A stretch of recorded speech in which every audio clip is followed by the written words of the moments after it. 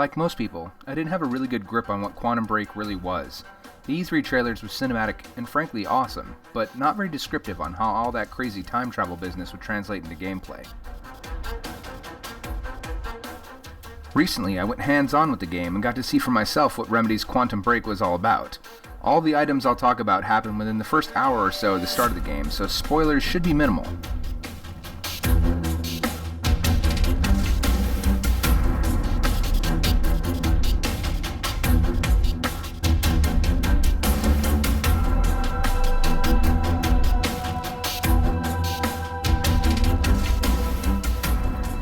The game opens with the main character, Jack Joyce, as played by Shawn Ashmore, trying to recount how a series of cataclysmic events unfolded for him. As is often the case, however, it's not quite as simple as it seems. It all started when Jack meets up with a family friend, Paul Serene. Paul Serene, played by Aidan Gillen, is conducting time travel experiments. Eager to push his efforts forward, he enlists you to help him when his brother William, as played by Dominic Monaghan, refuses to help him. He breaks some ethical and some legal rules, and predictably things go sideways. Your brother shows up and of course spoils the plan.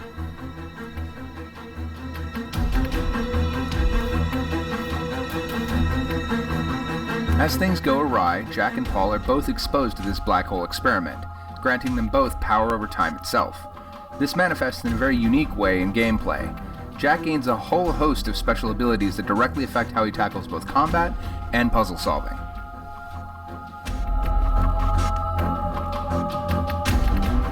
I swear to you, this is a picture of Wolverine.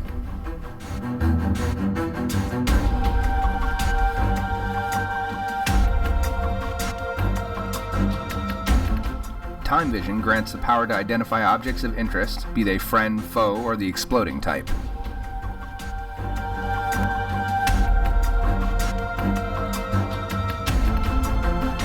Time stop, or more accurately time slow, allows you to slow down foes in a small bubble of space. Frozen in time, you're then free to launch dozens of bullets their direction to await them for when time restores to normal speed.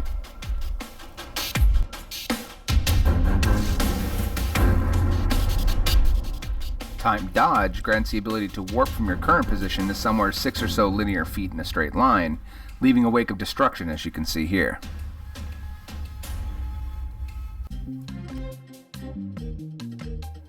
Focus time allows you to chain the time dodge with a bit of time stop, slowing your foes after you move into position, granting you a few seconds to aim your shots.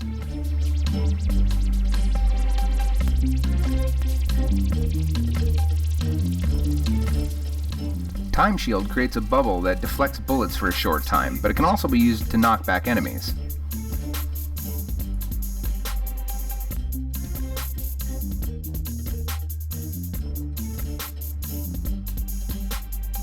Given that this is a time-bending adventure shooter, naturally there are time-based puzzles. In this case, I'd use my time stop skill, which again is more like time slow, and give this scissor lift a moment of pause. During the first hour or so of the game, I only encountered this one, but the chapter was all about the action, so I'm not surprised.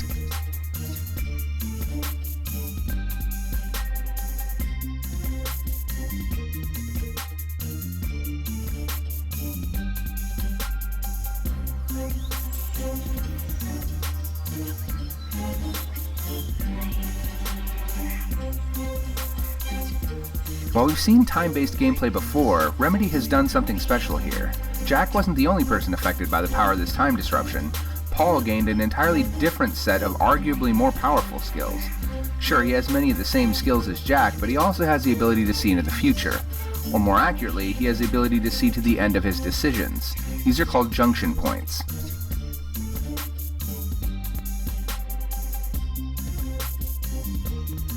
When you've completed a section playing as Jack, the story flips around and you'll react to the consequences of those actions as Paul.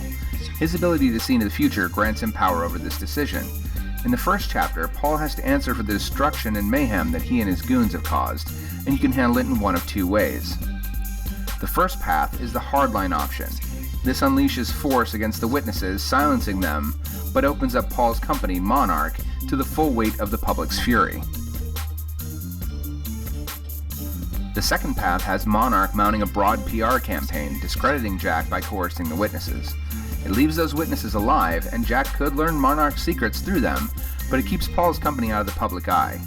but it's what comes next that makes Quantum Break really come together.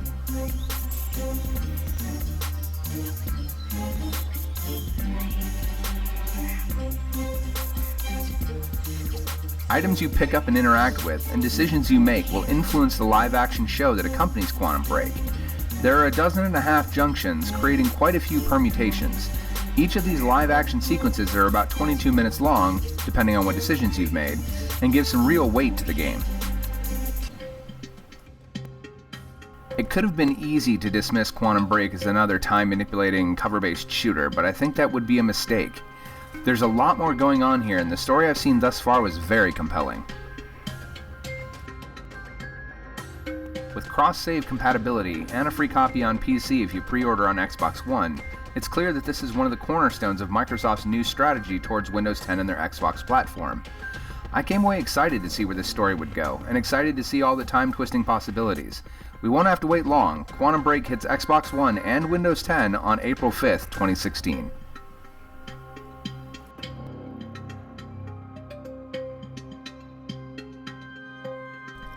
Check out GamingTrend.com for the full review. And if you like what we do here, subscribe. If you don't, subscribe and see what we do next.